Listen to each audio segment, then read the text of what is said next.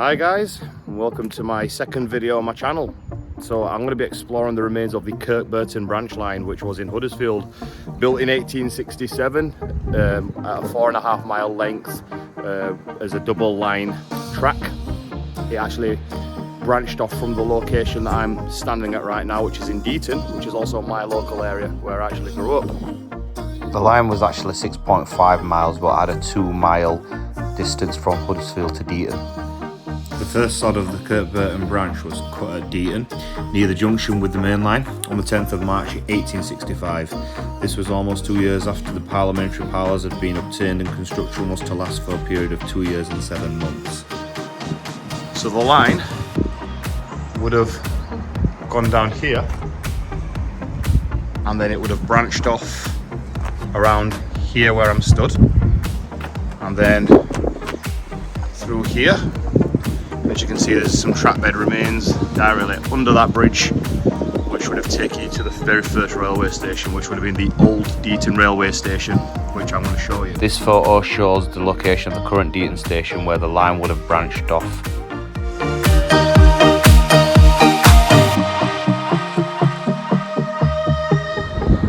So I'm on the bridge that the line would have gone under and then continued on over there, and that is where the old Deighton railway station would have been located. Now I can't actually go in there because it's privately owned, so I'm going to put a picture up and compare the old Deighton railway station. It will be from a different angle, so just bear with me.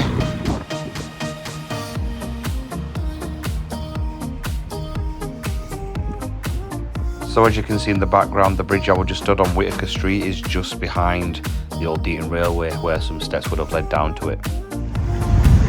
So as the line would have left Deighton railway station, it would have carried on around here.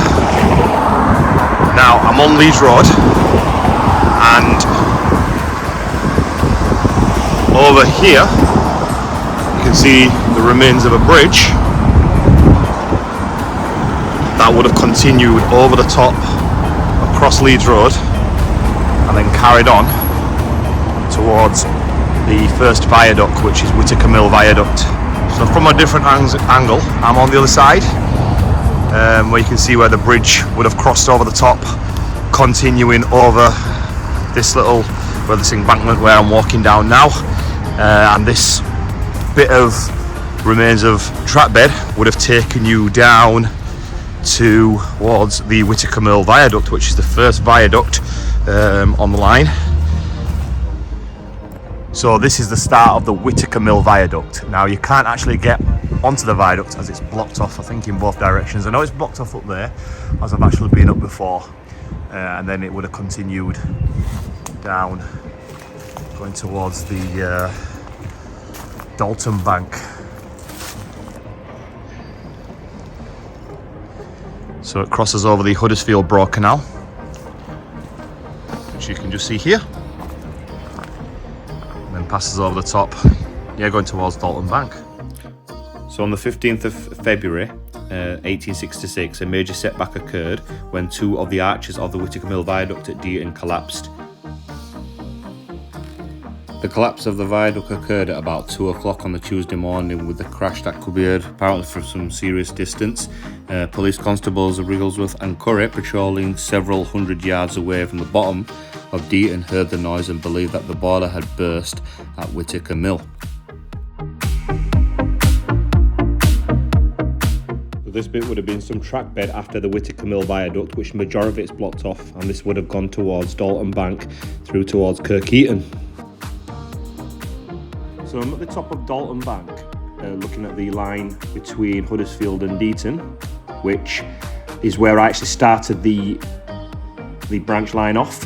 So you can just see in the distance when it zooms in where I actually started the journey, where those houses are. And just south there is Deighton station, and then just going forward is where you can see where I've videoed the loop, which has brought me into this bit what I'm in now. As it would have continued round, beyond the Old Deighton railway station and then beyond the Whittaker Mill viaduct, it would have brought me down to the bridge that I'm pointing at right now, and then brought me into this little location going towards Kirkheaton. Now, I did get confused as to where the line was to have continued, and at one point I did assume that there was a tunnel that actually led underneath where the bridge is, going underneath the hill that I'm under, but it turns out that it wasn't. I think a lot of nature has actually overgrown and covered up the line, so I couldn't really tell where the line went. But in the next part of the video is where you'll actually see where the line continued, going through Kirkheaton then, which I think was the right place. The line did continue down this way, and I did assume this was a tunnel at one point that had been filled in, but it turns out it's just a bridge that continued. So it looks like it's been landfilled, but it would have continued under here and then carried on past through into Kirkheaton towards the Kirkheaton railway station. So I'm now at a location where there used to be an old bridge that came just across this road called Royd Lane, and it carried on over, and as you can see just over there, the remains of where the track bed will continue. That's going Kirkburton bound, which I'm just going to show you a picture of this road, what it used to look like. So the bridge would have been just here, and like I said, would have continued directly over there, which is a better angle.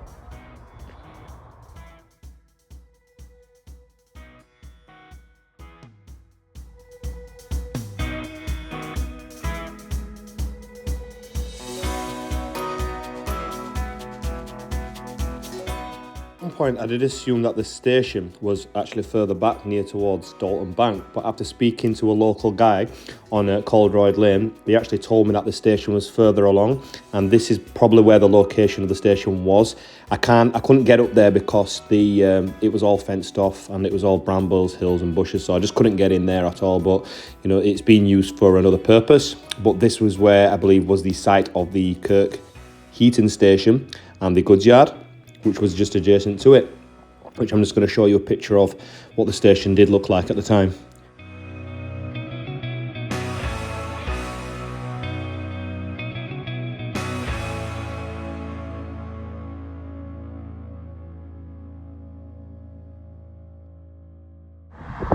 So immediately after the railway station, there would have been a bridge across School Lane, which would have gone over here. As you can see, it's been demolished, continued over where these trees are, and then followed on towards Waterloo.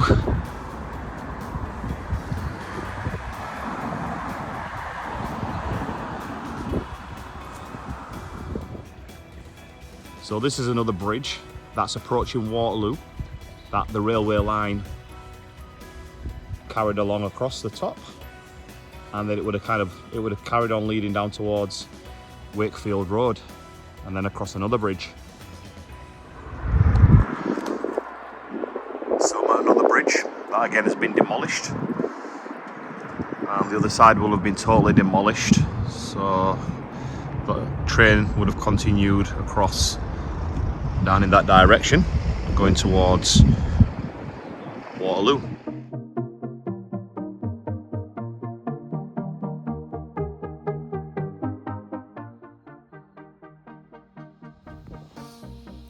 So I approached a greenway which I found off a road coming in through an housing estate, and I continued walking up this section into a cutting which carried on towards the Lepton and Fenay Bridge railway station. Unfortunately, I got up there and I didn't want to film too long because I didn't want to be disrespectful towards the residents, so I did a quick recording of where the station was located. Unfortunately, I couldn't actually find any pictures of the station itself, so I'm really sorry I couldn't put any of these pictures on, but I did find the location, and because there's remnants of the station being called Station Road.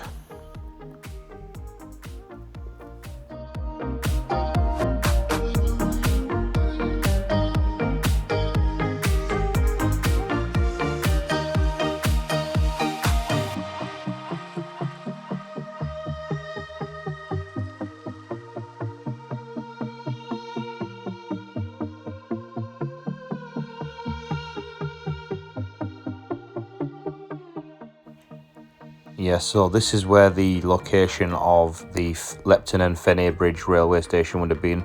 As you can see, this house is built over there, so I kind of didn't want to be too disrespectful and get too much of residents' info in there. But there's Harvey's Bar and Kitchen, which lies today, and the station would have ran behind.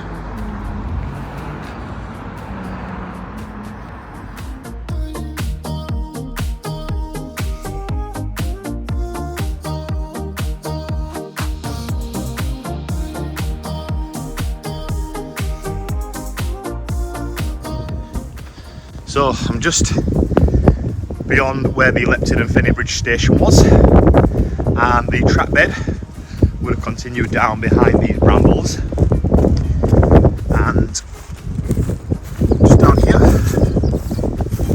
where I'm approaching the second viaduct, which is on the line, which was also known as the Waterloo Viaduct, which had 5 arches. Now it is still accessible to get on, unlike the Whittaker Mill viaduct that you couldn't, and there is some slight track bed that carries on towards Kirkburton, towards Highburton, and then it's Kirkburton. However, it does say private land, so I'm not going to go on there, but I will show you what's left of the viaduct. So here is the Waterloo Viaduct in Lepton Woods. It was quite hidden, 5 arches going across, and yeah, beautiful piece of history again. It's accessible underneath, but it does approach private land going towards Highburton. So I'm going to take you across the top of the viaduct to have a look what's there.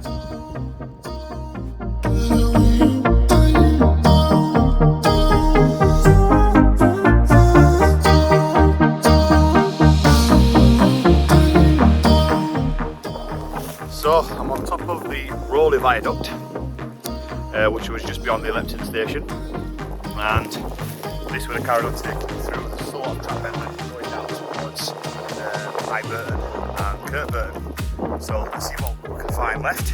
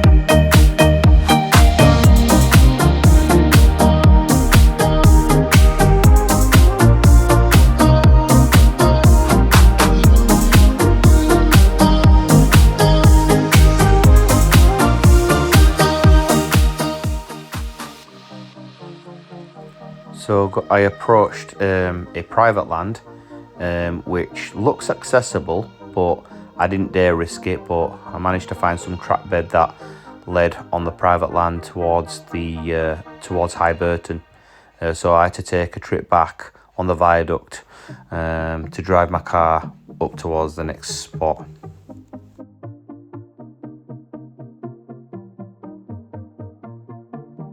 So this would have been the terminus of the line, and this was the retaining walls of the actual station. And then I managed to find where to go to get into where the station was located, which was a big housing estate. There wasn't much remains, but there were some retaining walls on the left-hand side, leading towards the terminus, which you could just see on the side. I didn't want to take too much filming because I didn't want to annoy any other residents, but I managed to get in a few clips here of what the retaining walls and the remains actually look like.